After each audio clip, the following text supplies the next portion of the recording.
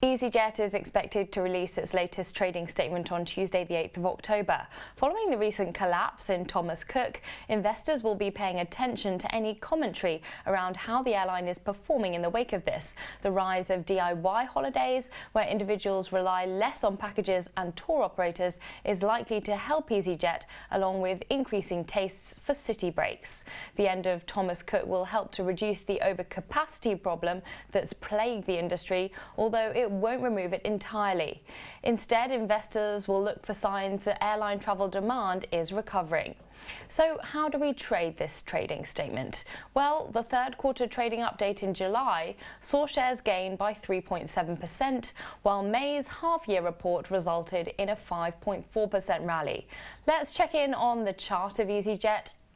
We can see the stock shed more than 50% of its value from the peak in the summer of 2018 down to the trough in June of this year.